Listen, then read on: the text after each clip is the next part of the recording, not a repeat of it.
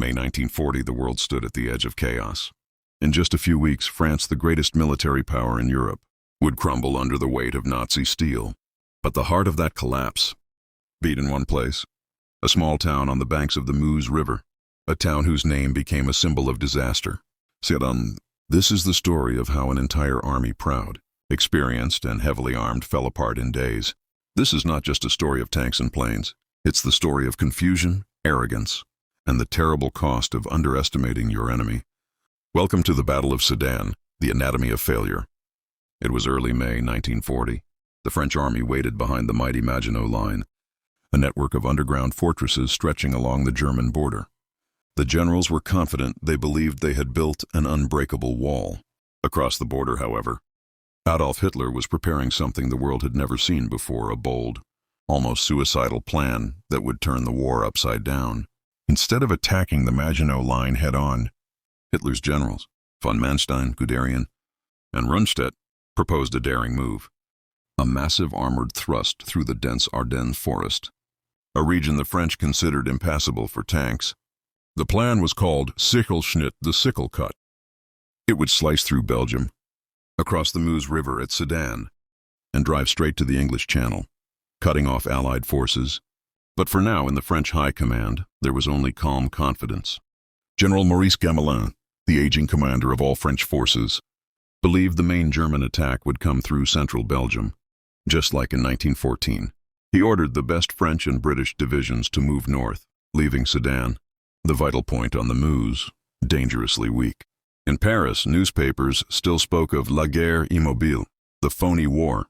The people believed that the Maginot Line would protect them forever. No one imagined that in less than 2 weeks, German tanks would roar through Sedan, and France would fall. On May 10, 1940, the attack began. At dawn, the sky filled with the scream of Stukas, Germany's dive bombers, as Hitler's armies invaded the Netherlands and Belgium. The Allies rushed north to meet them, just as the Germans had hoped. Meanwhile, hidden deep within the Ardennes, columns of German panzers began to move.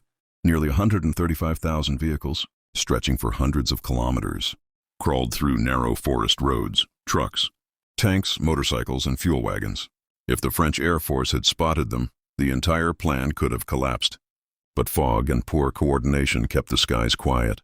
Leading the charge was General Heinz Guderian, commander of 99th Panzer Corps, a man obsessed with speed and surprise.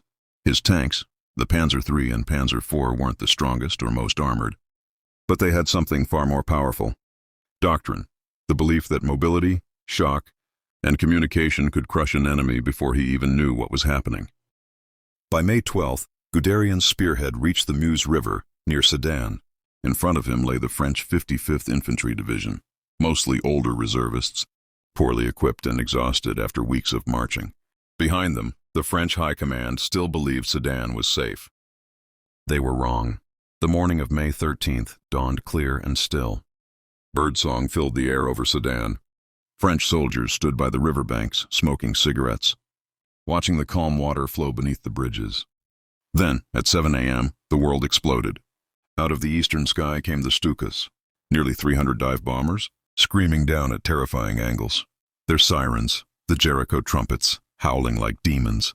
Bridges, bunkers, artillery positions, everything was obliterated in waves of fire and steel. Men threw themselves into trenches, ears bleeding, unable to think or hear. For 8 hours the bombing continued. French units were paralyzed. Communications collapsed. Entire battalions lost contact with their officers. A German observer later wrote, "The French artillery stopped firing. They simply vanished into the smoke." By noon, the French line along the Meuse was broken, not by shells, but by fear. At 3 p.m., Guderian gave the order: cross the river. German assault boats, made of rubber and wood, slipped silently into the water. Machine gun fire rattled from the opposite bank, weak, uncoordinated. Within hours, the first German troops established bridgeheads. By nightfall, panzer engineers had built pontoon bridges strong enough for tanks. As the moon rose over Sedan, the first Panzer III rolled across the Meuse. On the French side, chaos reigned. Some officers tried to organize counterattacks, but they were too few, too late, and without air support. When French tanks, the Char B1s, finally arrived, they were powerful but isolated. The Germans simply bypassed them, striking deeper and deeper into French territory. A French lieutenant, his face covered in dust, later said, "We did not fight the Germans.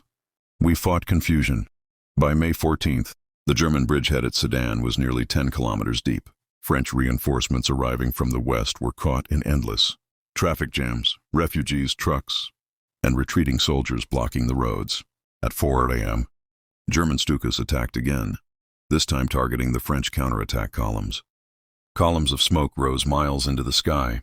One French regiment was annihilated before it even reached the front. By the evening of the 14th, the French line at Sedan ceased to exist. Entire divisions were retreating without orders.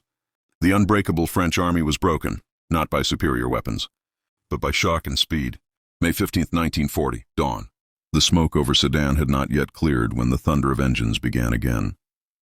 Thousands of German tanks and trucks lined up on the eastern bank of the Meuse, waiting for the order to move.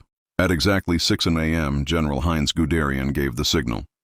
The 19th Panzer Corps surged forward, a steel river flooding into France. Behind them, French artillery was silent. Telephones were dead. Radio operators begged for orders that never came. And above them, the sky buzzed with the wings of Luftwaffe bombers, keeping the French in constant panic. What had been a small bridgehead 48 hours ago was now an unstoppable breakthrough. The French command still didn't realize how serious it was. General Hunziker, defending the Sedan sector, believed he could contain the Germans. But the truth was brutal. The German advance was already miles beyond his control. By midday, Guderian's tanks had pushed 40 kilometers west, smashing through villages, fuel depots, and retreating columns. French soldiers, seeing panzers appear behind them, threw down their weapons and fled. One French officer wrote in his diary, "It was as if the ground itself was moving, black with tanks. Endless, relentless." This was Blitzkrieg, lightning war, in its purest form. Speed, coordination, and terror. Back in Paris, the situation was turning into nightmare.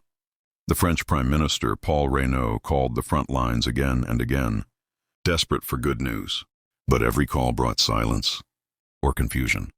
Reports arrived of German tanks everywhere. At first, they were dismissed as rumors. Then they couldn't be ignored. General Gamelin, France's supreme commander, was paralyzed. He had no central reserve to counter the breakthrough. Every strong French division was fighting in Belgium, far to the north. The commander-in-chief's headquarters outside, Paris felt more like a funeral than a war room. When one officer suggested a large counterattack, Gamelin simply whispered, "There are no reserves."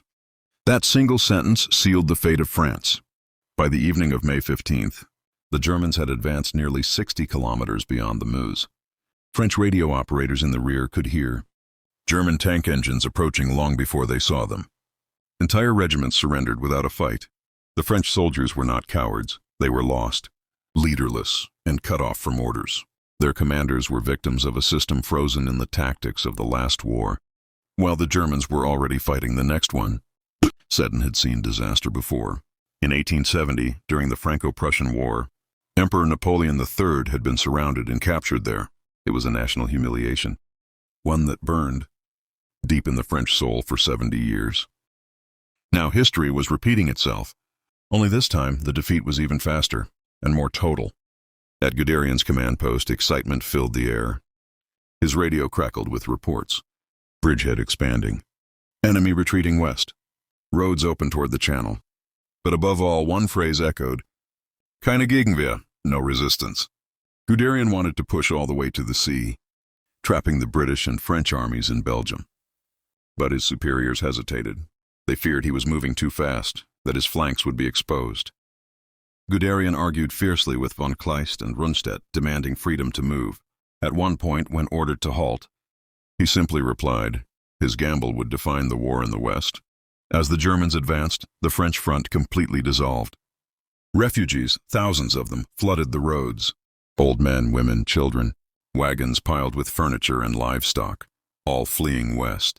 Blocking military convoys, amid the chaos, French soldiers tried to make their way forward to counterattack. But every road was jammed. Fuel trucks ran dry. Tanks were abandoned. Air support never arrived. The French command structure collapsed under the weight of confusion. Orders took hours to reach the front, by which time they were meaningless. In contrast, Guderian's panzer columns communicated by radio. every unit linked, every move coordinated in real time. This was the secret weapon of Blitzkrieg, not just speed but information.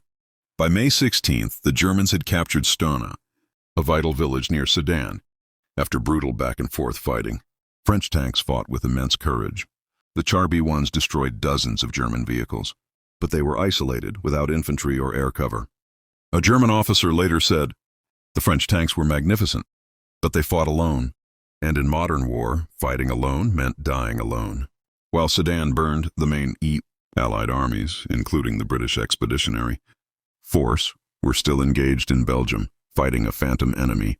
They didn't know the real German attack had already bypassed them through Sedan.